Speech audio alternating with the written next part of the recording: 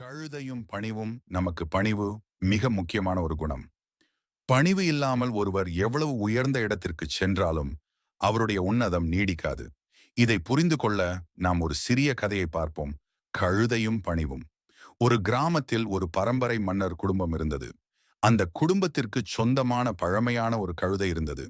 ஆனால் காலப்போக்கில் அதன் உடல் களைப்படைந்து வேலை செய்ய முடியாத நிலையில் இருந்தது. அதனால் அதனை ஒரு வயதான விவசாய வீட்டில் வைத்துக் கொண்டிருந்தான்.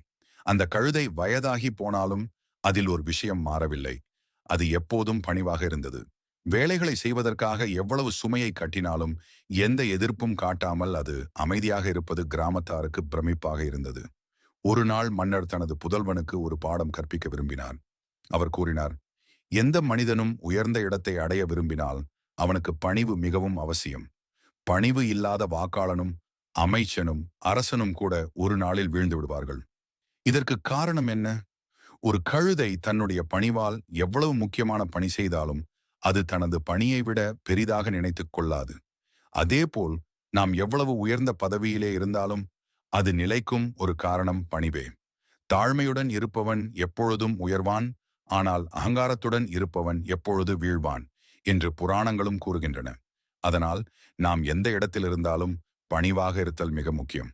பணிவு என்பது ஒருவரை மற்றவர்களால் மதிக்கச் செய்யும் அற்புதமான பண்பாகும். அது நம்மை வாழ்வில் வெற்றி பெற உதவும். முடிவுரை: இந்த உலகில் பல பேரை நாம் சந்திக்கலாம். சிலர் பணிவாக இருப்பார்கள், சிலர் அகங்காரமாக இருப்பார்கள். ஆனால் பணிவாக இருப்பவர்களே நீண்ட காலம் நினைவில் இருக்கிறார்கள்.